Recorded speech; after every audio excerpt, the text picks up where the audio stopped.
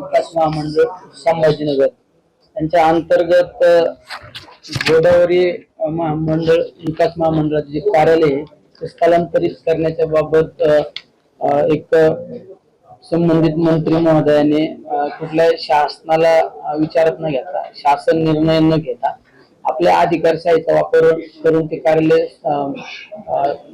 स्थलांतरित करण्याचा निर्णय घेतलेला असतो।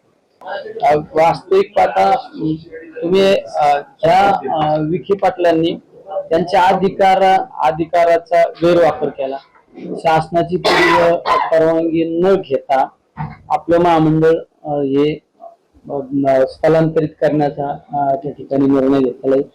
त्याला कुठलाही शासकीय आपला कुठला याला निकष न लावता, काही न लावता, म्हणजे गरज नसताना आणि हे सगळं होत असताना जे पहिलं कार्यालय त्या कार्यालयाची मोठी जागा आहे, ती जागा ऊस पडणार आहे।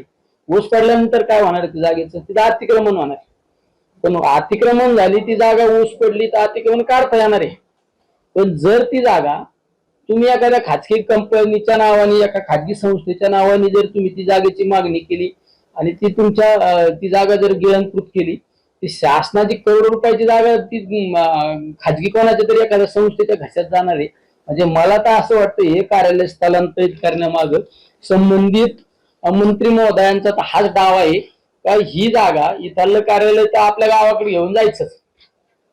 गावाकडे घेऊन जाता असताना तिकडं गावाकडे पण कार्यालय गेलं पाहिजे आणि दुसऱ्या मार्गाने नगर सारख्या शहरात एक चांगल्या ठिकाणी असणारी प्रॉपर्टी आपली एखादी संस्था उभी करायची, त्या संस्थेच्या नावाने ठराव करायचा, कारण हे त्या विभागाचे मंत्री आहेत ना, ते करू शकतात ना। तसा सुद्धा याच्या मागे प्रकार असू शकतो की ही कार्यालय ट्रान्सफर करायचं, स्थलांतरित करायचे आणि ही हजारो कोटी रुपयाची जागा ही आपल्या कुठल्या तरी एखाद्या संस्थेच्या नावावर घ्यायची। त्यामुळे आमचा या गोष्टीला विरोध आहे। मी मुख्यमंत्री साहेबांना पत्र दिलं, दोन्ही पण DCM ला पत्र दिलं, शिंदे साहेबांना दिलं, सुनीता ताईंना पण पत्र दिलं। जर पत्र देऊन यावर काही निर्णय होत नसेल, कर्मचाऱ्यांनी पण आंदोलन केलं, पण आम्ही तीव्र स्वरूपाचं आंदोलन करून की कुठल्याच परिस्थितीत माझ्या नगर शहरातलं ऑफिस मी त्या ठिकाणी जाऊन देणार नाही। कारण विलिनीकरणाबाबत तुम्ही पाहिलं असेल, हे असं कुणी मीडिया समोर मांडणं ह्या त्या गोष्टीपेक्षा ज्या वेळेस पुणे महानगरपालिकेची निवडणूक सुरू झाली त्यावेळेस बऱ्यापैकी विलिनीकरणाबाबतचा डिसिजन झालेला होता। कारण मी असो त्यावेळेस आदरणीय दादा असो, आमचे त्या विभागाचे आमदार, माजी आमदार सुनील टिंगरे असो, रोहित पवार असो, सुनील शेळके असो, आम्ही एकत्रित प्रचार केला। आम्ही पुणे महानगरपालिकेचा एकत्रित आम्ही प्रचार केला।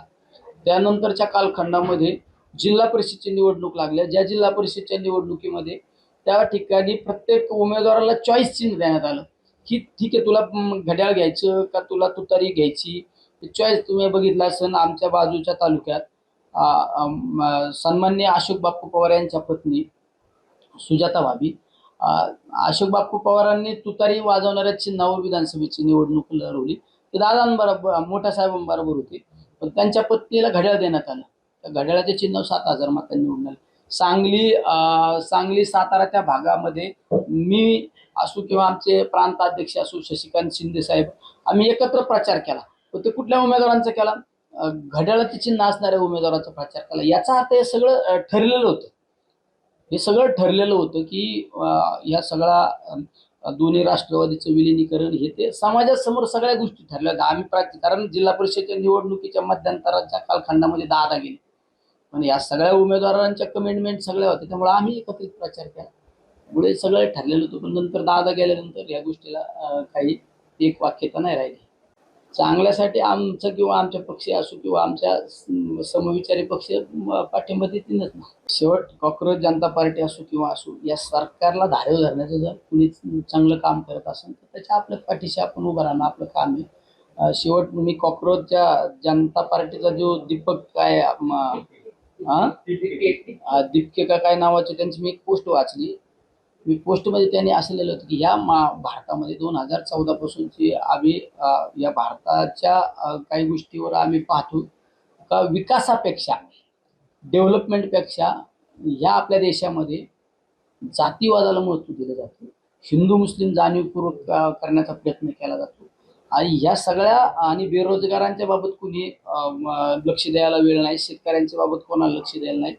म्हणजे जर देश जर अशा चुकीच्या पद्धतीने जात असेल तर ह्या सगळं कॉक्रोचच्या बाबत जे फॉलोअर्स वाढले त्याला कारण हे आहे. नाही काय झालं, पक्षाने आम्हाला सूचना केल्या.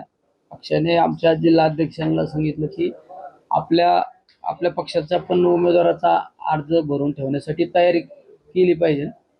तर तशा सूचना संबंधित उमेदवाराला आल्यामुळे उमेदवारांनी फक्त फॉर्म भरण्याची तयारी केली. पण त्याला काही फॉर्म भरण्यासाठी टेक्निकल अडचणी पण आल्या.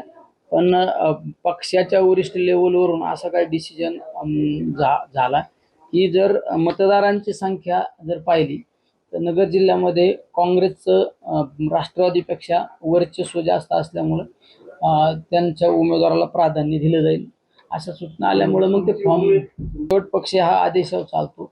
आमच्यासारखे ज्यावेळेस कार्यकर्ते पक्षाच्या वरिष्ठांचा जो आदेश येतो तो आदेशाचं पालन करायचं. पक्षाने सांगितलं फॉर्मची तयारी करून ठेवा.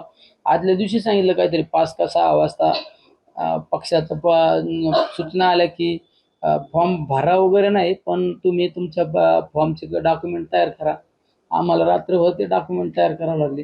नाही आघाडीचा विसंवाद वगैरे काही नाही. आघाडी आहे एक विचारावर चालणारी आघाडी आहे. विसंवाद वगैरे काही नाही, तुम्ही काही काळजी करू नका.